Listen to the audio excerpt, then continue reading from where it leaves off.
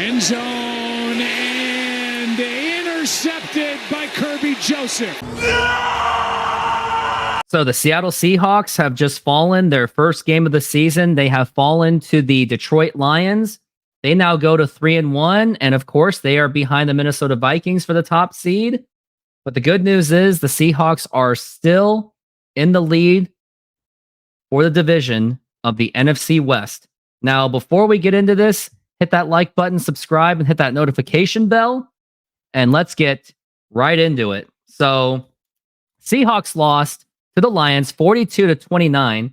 And it seemed that this game was pretty much doomed from the start because the defense was just absolutely depleted. Like, let me see how much this defense was absolutely depleted. And I think I do have the names that were pretty much not available. And I don't really have it, but one of them was Leonard Williams, notably. He was unavailable for today. So that was going to put a strain on the Seahawks defensive line. But I'm checking right now on the Twitter, and here's the injury report. So out were 5 players. Boy Mafe, some other guy can't even pronounce his name, Noah Sue, Jerome Baker, linebacker. All 3 of them were linebackers. Byron Murphy, defensive tackle, and Leonard Williams on the defensive end. So he was not going to be available. None of them were going to be available. So the pass rush was going to be extremely limited today. And that was very evident because Seahawks had problems completing tackles, including one on David Montgomery when he made a huge run in the second half.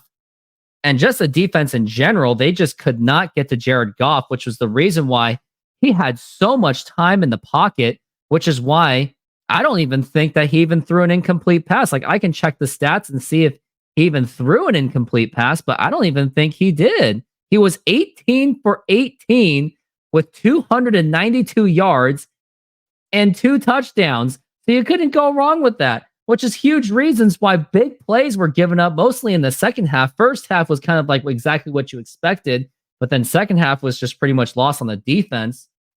So I think I covered that. So the bad defense really did not help. And then earlier in the game, DK Metcalf, he had a nice catch for a first down, but then he decided to get greedy, go for extra yards. He just wouldn't get down, and eventually that backfired, which is why there was a huge fumble on that play. So that's why they gave up a huge amount of fumble return, and that turned into a touchdown, obviously. But despite all of this, at least the Seahawks were somehow somewhat into it. Like, the worst case scenario, there were just 2 possessions back, and they were very much still into this game. But then, unfortunately, there was a time when the Seahawks scored a touchdown, and this is what I didn't understand, was when they did not go for the 2-point conversion. And when they went for that 2-point conversion, because I was thinking just go for the extra point, because then you would have been just down 21-28 rather than 20-28, because eventually you would have to make up for that 2-point conversion anyway. So I didn't really understand what that 2-point conversion was really about. So the first attempt, DK Metcalf actually caught it, but then there was a pass interference, and they actually considered DK Metcalf out of bounds. But maybe the Seahawks should have tried to challenge it because he actually had 2 feet on. So maybe that's what Mike McDonald should have taken. So he should have threw that flag. So that could have maybe gotten into, or at least after that pass interference, maybe just go for the field goal. But then the second time they doubled down on it and they went for that 2 points and they failed. So that really did not help. So there was that, which I think eventually that next play led to that 70-yard touchdown. Was hoping that went for Amon-Ra St. Brown because he's on my fantasy team. So I would have won had it gone to him. But even then, despite all that, Seahawks came back. They were down by just 1 possession, even though eventually they were down by 2 possessions eventually, because the other thing that was damaging was they were trying to go for it on 4th down, which I completely disagreed with.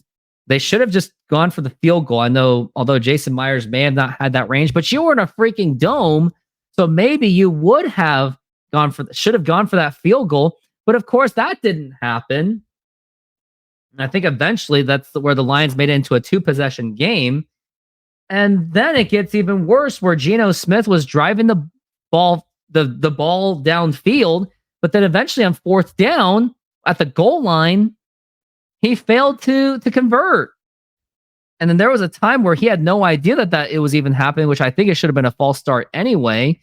But it didn't matter because Geno Smith could not complete the job and the receivers couldn't get open. But despite that, the Seahawks still had life as they were able to perform a safety on the Lions. So Geno Smith had a chance again, but then so many just insane flags, especially on a punt return, which made them force them to start at their 20. But Geno Smith still drove the field, and he threw the interception at the very end. So what does this mean?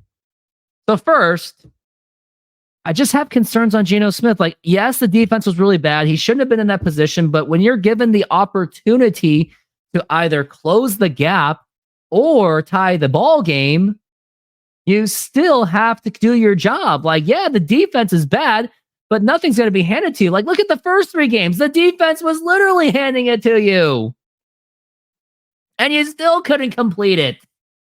So there's that. And I know that maybe seemed to be the least of the problems. Maybe. But just pay attention to Geno Smith in the 4th quarter. It does really make me nervous. It really does. So here's next.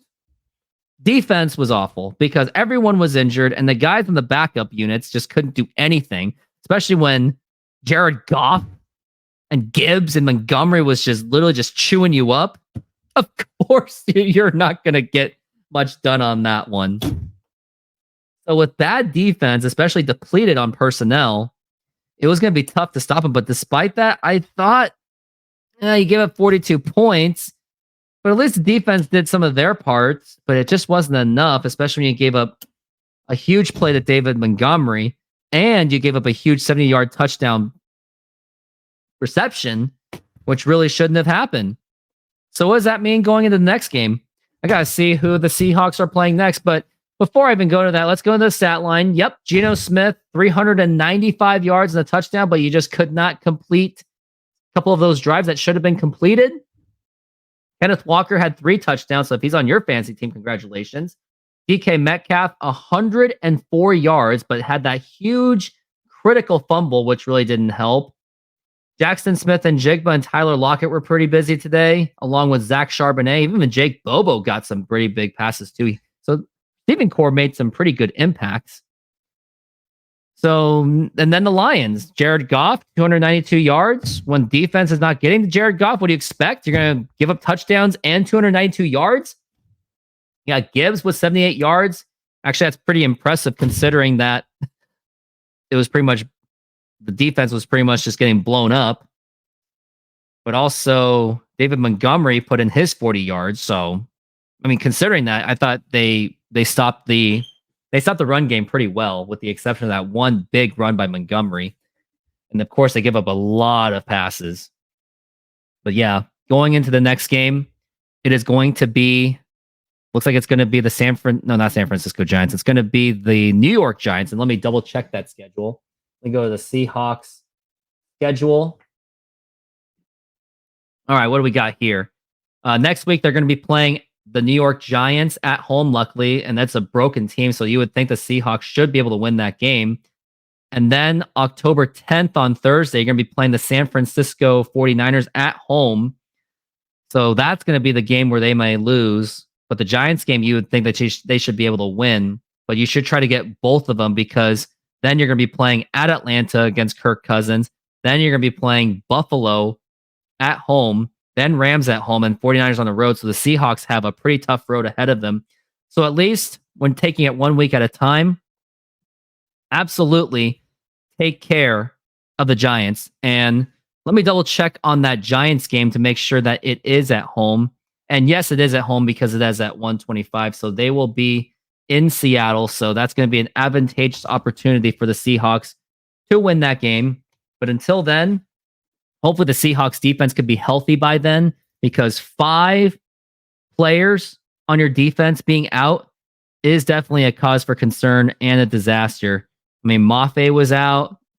2 other linebackers were out. Byron Murphy was out and Leonard Williams were out, which is pretty much the anchor of your pass rush.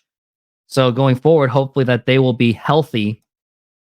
And most importantly, hopefully they can handle and take care of business and not downplay the Giants so much. But that's going to do it. I just want to say thank you very much for being part of my live show if you were there. And thank you for joining me on this post-game show. But that's going to do it for the post-game show. And thank you for watching, and go Hawks.